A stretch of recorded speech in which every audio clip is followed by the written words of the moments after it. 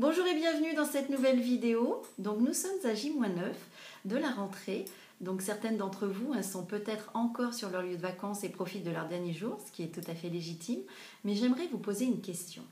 Qu'avez-vous prévu de faire pour bien anticiper cette étape incontournable et la vivre avec moins de stress que l'année passée?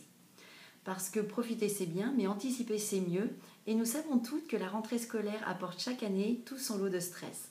C'est un fait, pas de raison d'essayer de l'éviter, mais nous pouvons décider de nous y préparer, de l'anticiper. Comment?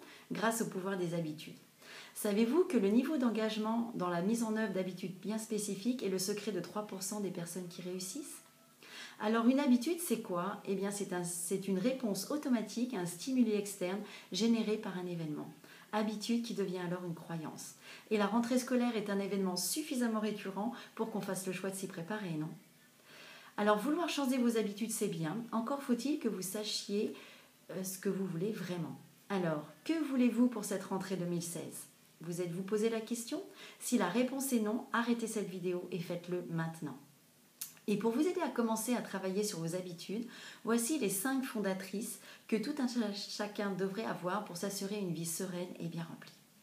Prenez l'habitude de rester en santé. Intégrez dans votre quotidien un petit quelque chose de plus pour vous assurer d'avoir toujours suffisamment d'énergie pour faire ce que vous voulez faire. Prenez l'habitude de croire en vous. Nous avons toutes encore beaucoup de chemin à parcourir pour avoir une confiance absolue en nous. Alors faites quelque chose de plus chaque jour pour progresser dans ce sens. Prenez l'habitude d'être engagé à 110%. Quand vous faites les choses, faites-les à 110% ou ne les faites pas. Prenez l'habitude de choisir et décider. Ne vous laissez pas porter par le flot. Les automatismes inconscients imposés par la société et les autres ne vous servent pas. Assurez-vous d'agir toujours en pleine conscience et en accord avec qui vous êtes et ce que vous voulez faire. Prenez l'habitude d'anticiper et de planifier. 1 minute de planification, c'est 10 minutes d'exécution en moins. Vous imaginez le gain de temps et d'énergie ? Personnellement, je m'engage cette année à toujours finir ce que j'ai commencé.